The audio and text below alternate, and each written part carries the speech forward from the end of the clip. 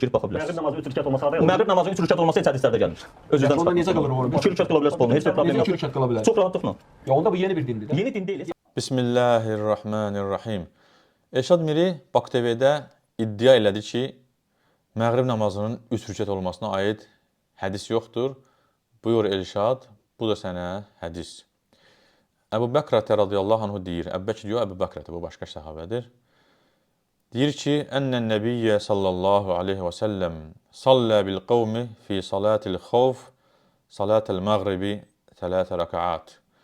Peyğəmbər sallallahu aleyhi və səlləm qorxu namazında məğrib namazını, yəni axşam namazını 3 rükət qıldı.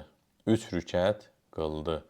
Hakim rəvayət eləyir, həmçinin Beyhəqi rəvayət eləyir, həmçinin də İbn Xuzeymə bu hədisi rəvayət etmişdir.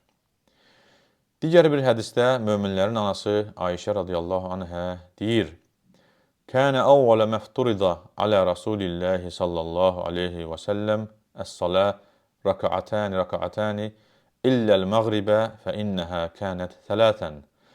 Allah Rəsuluna namaz ilk dəfə vacib olan zaman sallallahu aleyhi və səlləm məğrib namazından başqa namazlar 2 rükət idi. Məğrib isə 3 rükət idi. Sonra Uca Allah zöhr, əsr və işa namazını tamamlayaraq səfərdə 4 etdi. Səfərdə isə əvvəlki vacibliyini, yəni 2 rükət olmasını təsdiqlədi.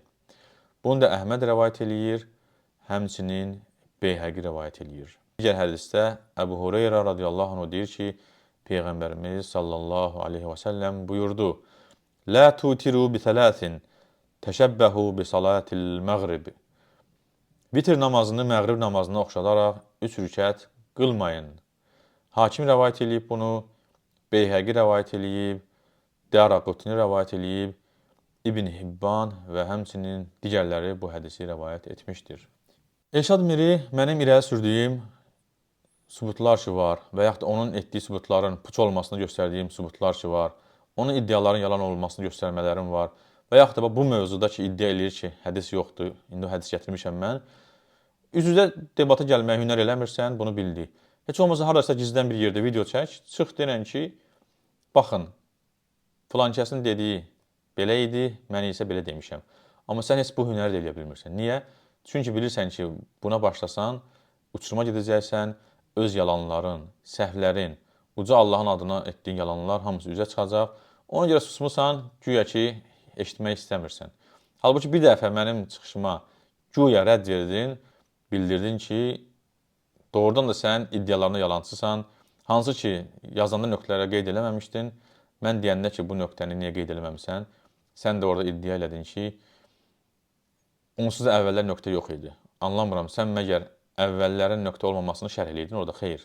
Çünki həmin nöqtəni qoymadığın sözün əvvəlində digər sözlərdə nöqtələr qoydun, sonra mən dediyim o Ali sözündə nöqtəni qoymadın, sonra keçdin, ondan sonraki isimdə, adda yenə nöqtələr qoydun. Əgər sən keçmiş nöqtələr olmayan dövrdən danışırsansa, əvvəlinə nöqtə qoyub, sonuna nöqtə qoyub, ortada niyə qoymursan? Hərfin altında nöqtənin olub olmamağını, bunu yazarkən onu nəzərə almadığımı qeyd edirlər. Halbuki ərəb dilində bu adamları unudurlar ki, ya da bilmirlər, ya da qəsdən insanların fikirlərini fərqli tərəflərə çəkməyə çalışırlar. Halbuki Quranın gəldiyi dövrdə, Quranın yazıldığı dildə, orada Y hərfinin heç nöqtələri olmayıb. Baku belə yazıldığı zaman bilirik ki, bu artıq Bakıdan bəhs olunur. Və yaxud da Əli yazıldığı zaman bilirik ki, bu Əlidən bəhs olunur. Osman yazıldığı zaman, məsələn, Osman. Bunlar Deməli, sənin bu iddiaların hamısı yalandır, özün də yaxşı bilirsən. Lakin bir dəfə cəhd elədin ki, güya mənə cavab verəsən, onda da biraz da biabır elədin özünü.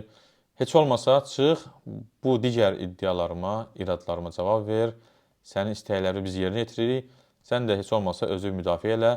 Qoy səni izləyənlər də görsün ki, sənin sözün var, söz demək sözün var, yalnız tək gizlənib harası danışmırsan, üzbəyiz lazım olan şəxslə, elmli danışmağı bacarırsan.